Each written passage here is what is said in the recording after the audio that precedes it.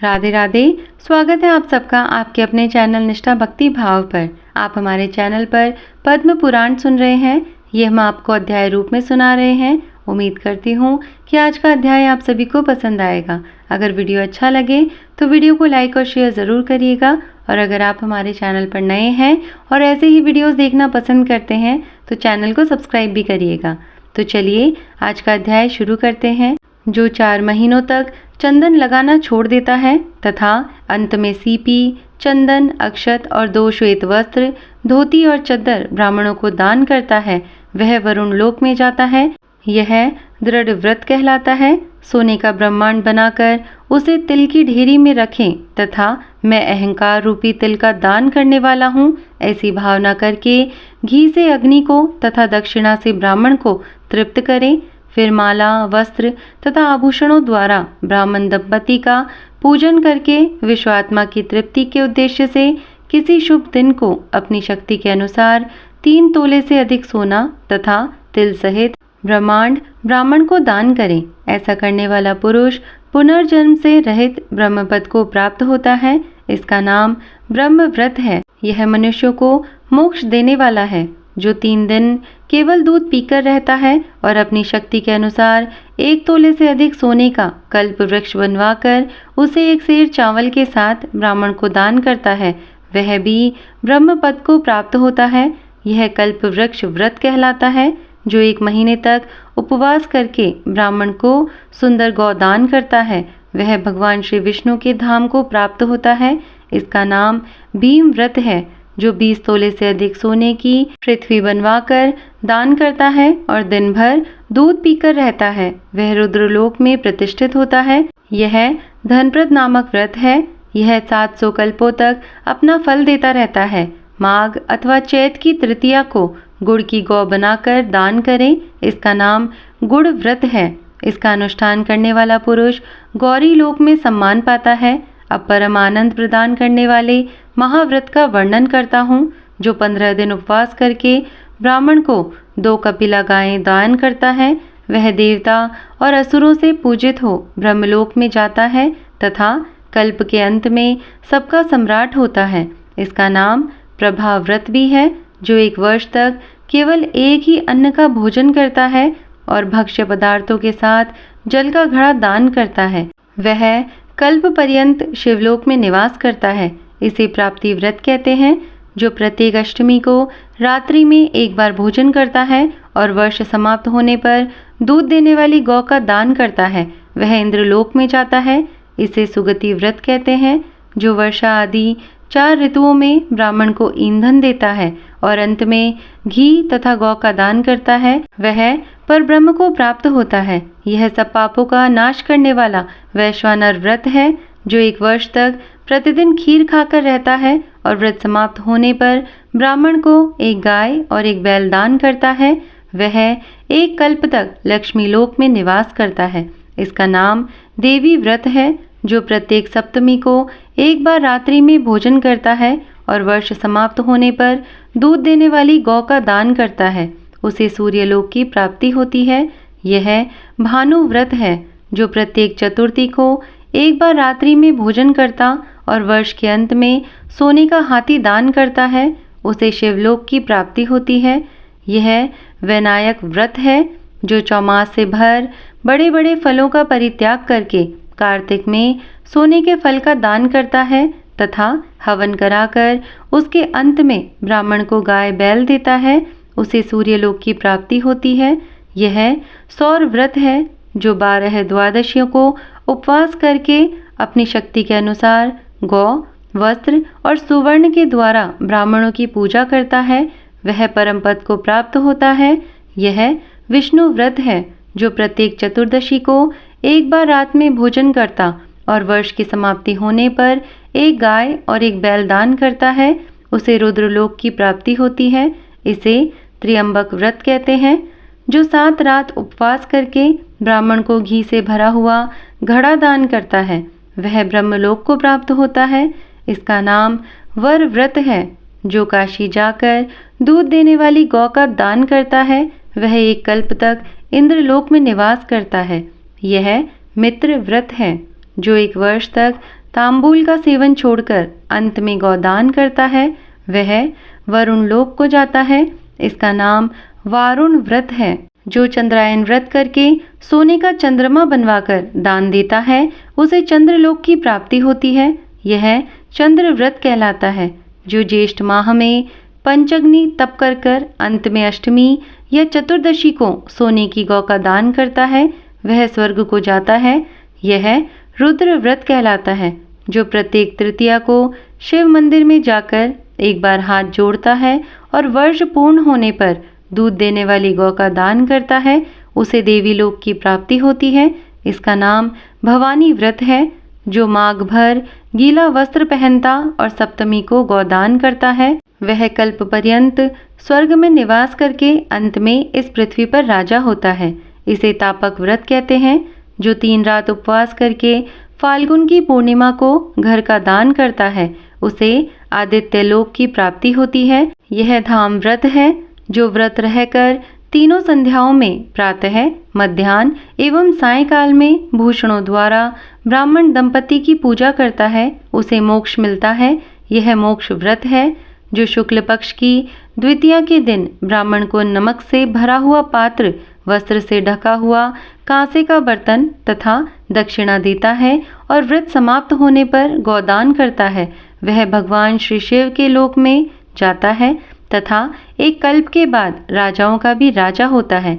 इसका नाम सोम व्रत है। जो हर प्रतिपदा को एक ही अन्न का भोजन और वर्ष समाप्त होने पर कमल का दान करता है वह वैश्वानर लोक में जाता है। इसे अग्नि व्रत कहते हैं। जो प्रत्येक दशमी को एक ही अन्न का भोजन और वर्ष समाप्त होने पर 10 गौएं तथा सोने का दीप दान करता है वह ब्रह्मांड का स्वामी होता है। इसका नाम विश्व व्रत है। यह बड़े बड़े पातकों का नाश करने वाला है। जो स्वयं कन्यादान करता तथा दूसरे की कन्याओं का विवाह करा देता है वह अपनी 21 पीढ़ियों सहित ब्रह्मलोक में जाता है। कन्यादान से बढ़कर दूसरा कोई दान नहीं है। विशेषतः पुष्कर में और वहाँ भी कार्तिक पूर्णिमा को जो कन्यादान करेंगे उनका स्वर्ग में अक्षय वास होगा। जो मनुष्य जल में खड़े होकर तिल की पीठी के बने हुए हाथी को रत्नों से विभूषित करके ब्राह्मण को दान देते हैं उन्हें इंद्रलोक की प्राप्ति होती है। जो भक्ति पूर्वक इन उत्तम व्रतों का वर्णन पढ़ता है और सुनता है वह 100 मनवंतरों तक गंधर्वों का स्वामी होता है। स्नान के बिना ना तो शरीर ही निर्मल होता है और ना ही मन की शुद्धि होती है। अतः मन की शुद्धि के लिए सबसे पहले स्नान का विधान है। घर में रखे हुए अथवा तुरंत के निकाले हुए जल से स्नान करना चाहिए। किसी जलाशय या नदी का स्नान सुलभ हो तो और भी उत्तम है। मंत्रवेत्ता विद्वान पुरुष को मूल मंत्र के द्वारा तीर्थ की कल्पना कर लेनी चाहिए। ओम नमो नारायणाय यह मूल मंत्र बताया गया है। पहले हाथ में कुश लेकर विधि पूर्वक आचमन करें तथा मन और इंद्रियों को संयम में रखते हुए बाहर भीतर से पवित्र रहें। फिर 4 हाथ का चौकोर मंडल बनाकर उसमें निमांकित वाक्यों द्वारा भगवती गंगा का आवाहन करें। गंगे, तुम भगवान श्री विष्णु के चरणों से प्रकट हुई हो। श्री विष्णु ही तुम्हारे देवता हैं, इसलिए तुम्हें वैष्णवी कहते हैं। देवी, तुम जन्म से लेकर मृत्यु तक समस्त पापों से मेरी रक्षा करो। स्वर्ग, पृथ्वी और अंतरिक्ष में कुल 3.5 करोड़ तीर्थ हैं। यह वायु देवता का कथन है। माता जानवी, वे सभी तीर्थ तुम्हारे भीतर मौजूद हैं। देवलोक में तुम्हारा नाम नंदिनी और नलिनी है। इनके सिवा दक्षा, पृथ्वी, सुभगा, विश्वकाया, शिवा, अमृता, विद्याधरी, महादेवी, लोक प्रसादिनी, क्षेमा, जानवी, शांता और शांति प्रदायिनी आदि तुम्हारे अनेकों नाम हैं। जहाँ स्नान के समय इन पवित्र नामों का कीर्तन होता है वहाँ त्रिपदगामिनी भगवती गंगा उपस्थित हो जाती है। 7 बार उपयुक्त नामों का जप करके संपुट के आकार में दोनों हाथों को जोड़कर उनमें जल ले 3, 4, 5 या 7 बार मस्तक पर डालें। फिर विधि पूर्वक मृतिका को आमंत्रित करके अपने अंगों में लगाएं। अभिमंत्रित करने का मंत्र कुछ इस प्रकार है। वसुंधरे, तुम्हारे ऊपर अश्व और रथ चला करते हैं। भगवान विष्णु ने वामन रूप से तुम्हें एक पैर से नापा था। मृतिके, मैंने जो बुरे कर्म किए हों मेरे उन सब पापों को तुम हर लो देवी। भगवान श्री विष्णु ने सैकड़ों भुजाओं वाले वराह का रूप धारण करके तुम्हें जल से बाहर निकाला था। तुम संपूर्ण लोकों की उत्पत्ति के लिए अरणि के समान हो। सुव्रते, तुम्हें मेरा नमस्कार है।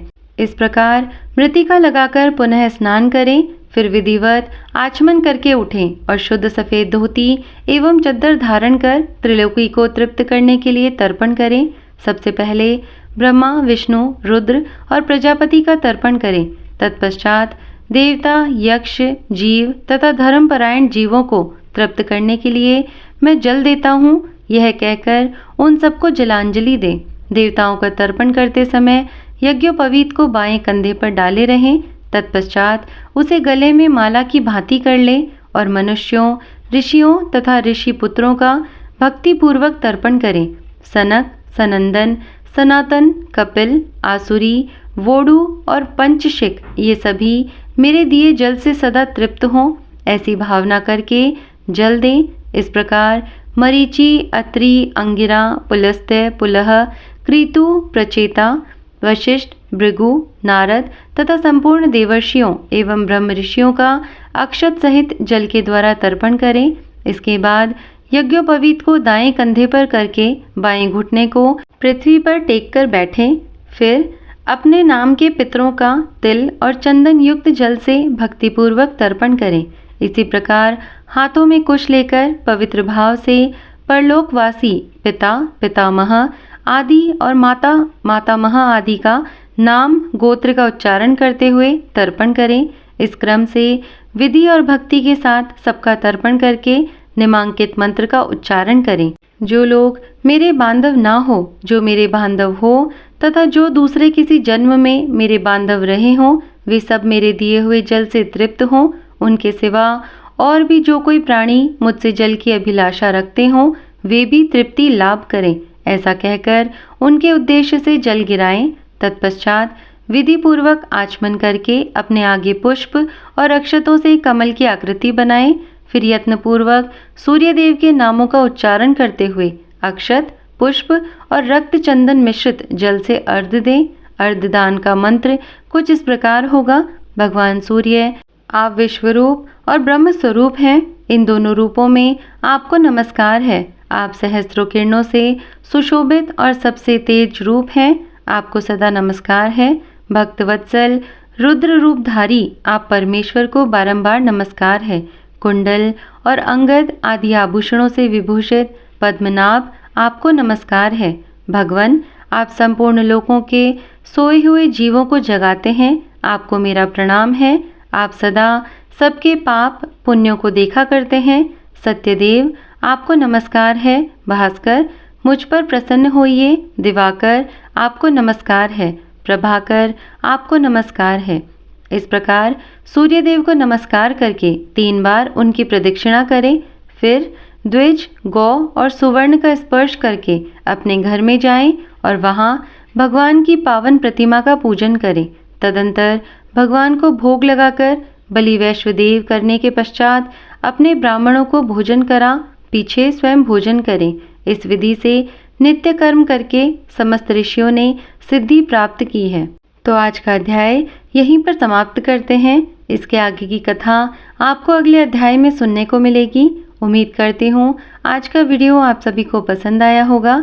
अगर अच्छा लगा हो तो वीडियो को लाइक और शेयर ज़रूर करिएगा। और अगर आप हमारे चैनल पर नए हैं तो चैनल को सब्सक्राइब भी करिएगा। मैं मिलती हूँ आपसे फिर अगले अध्याय और ऐसे ही किसी वीडियो के साथ में। तब तक के लिए धन्यवाद। राधे राधे।